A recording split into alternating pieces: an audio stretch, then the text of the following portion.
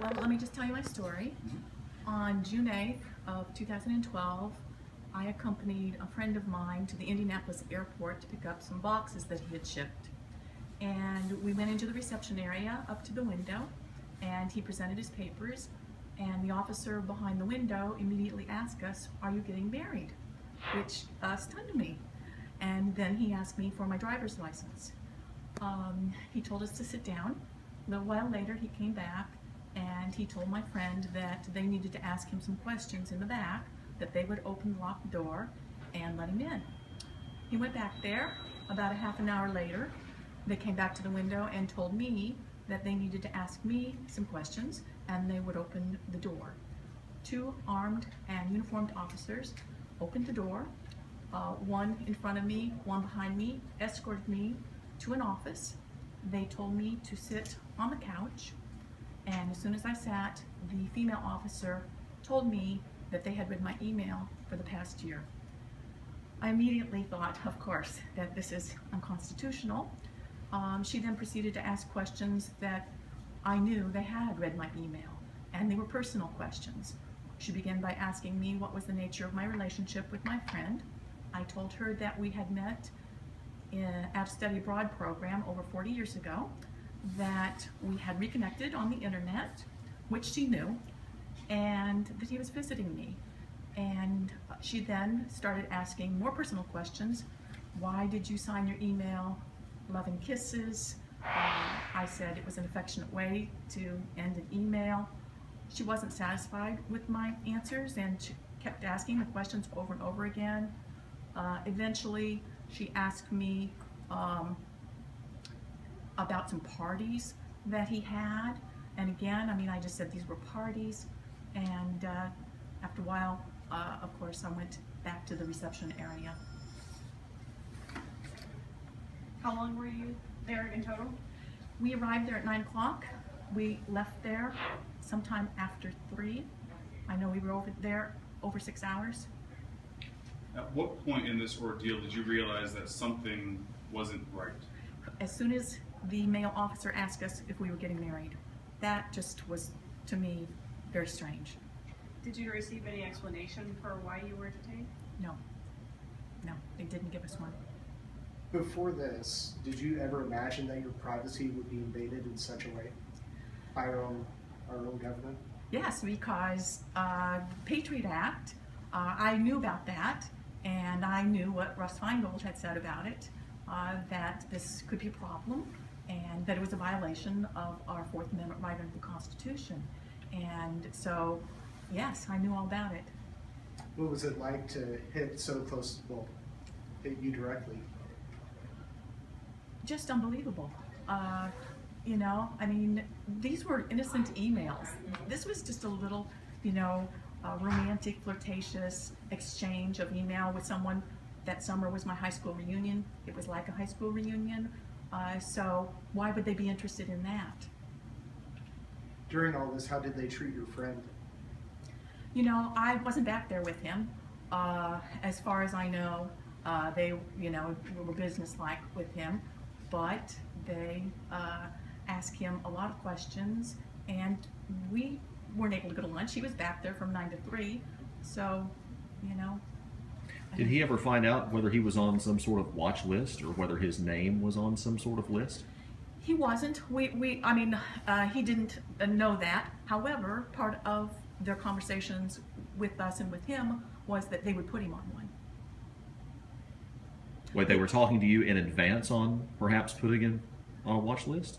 Well, here's what happened. They told him that he had to go to court in Chicago, and that if he didn't appear at that hearing, that they could put him on a watch list. Do you know if they ever gave him a reason for why? They said that he intended to overstay his visa. You know, when you were sitting back there and they're reading you different emails that you had sent, and your friend, I'm assuming that you guys are separated now. Did you ever think that, being a sociology professor yourself, did you ever think that you'd actually ever be in a situation like this? No, I didn't. I didn't think that would happen to somebody like me. I'm just an ordinary citizen. You know, that doesn't happen to people like me. And I found out that it does. You know, you just don't imagine that it's going to happen to you ever. And for the content of what the emails were, that to me is even more absurd. And for them to put these sort of resources towards someone that might overstay their visa, I've thought about it since then. You know, they spent the entire summer, it was 3 months. 3 months, and we had people helping us, you know, Representative Young, Senator Coates. They gave everybody the runaround. And then, of course, revelations later tell us how much they spend on these kinds of things. And, you know, then we have serious situations arise. What are they doing with these Zarnaya brothers? Why didn't they have their resources focused on them? with the lawsuit, where are we at in the process with this? We're done. We settled out of court, and I feel like these people were held accountable, so we're done. But did they admit to anything as part of the settlement, though? No, they did not admit to anything. So what do you want done now? You've gone through this. The settlement is one thing. What do you want to happen? What else do you want? I want the American public to know that this can happen to anyone in the United States. I want them to know that our email is being read, and that this is a very troubling situation in our country because it's unconstitutional. Have you heard of other people having similar situations now that you've kind of gone through this whole process? No, I haven't. Is your friend back in where he was from? I'm assuming that's where he is. I really don't know where he is, and that is part of the sad consequences to the story is that, of course, a relationship can't last when you know that your email is being read. It was impossible. Can you tell us what country he was from? It's from Greece. Were your emails from a work email address, or were they from a home personal? They were from my home personal email.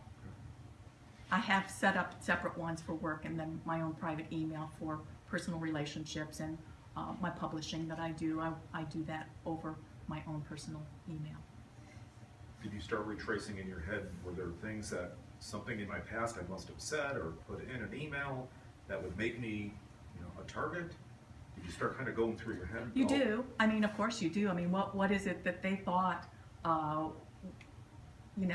was a cause to do this? There was nothing in there. I mean, I was always very aware of, and partially because, you know what, I hadn't seen him in 40 years. I was more concerned about how I was appearing to him, in emails, than thinking that the government somehow was taking something, analyzing it, and misinterpreting it. I was more afraid that he'd misinterpret it. So I was very careful. Had it turned out that they had just flagged his email and you got caught up in that, or did we know that? We don't know. We don't know, and that was part of this whole process. We wanted to know. I mean, we went to great lengths to get information. That's why we've done this. You've written this article. What's your plans from here? Are you going to write more about this? Talk more about it? You know what? I'm happy to share my story with people because I think the American public needs to know about it. I don't want this shoved under the rug. There's too much secrecy. There's not enough transparency. We found that out, that documents that exist were not given to us, and I just want things more transparent, and I've tried to be transparent myself.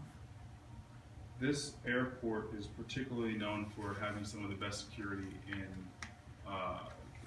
the country. Is this question how exactly that their security is so great? I don't know. I mean, I really don't know anything about that. I'm from Indianapolis and have gone in and out of that airport and have always enjoyed it and always felt safe. Do you still? I will not go out of the airport. This one, I will not. I will not cross borders.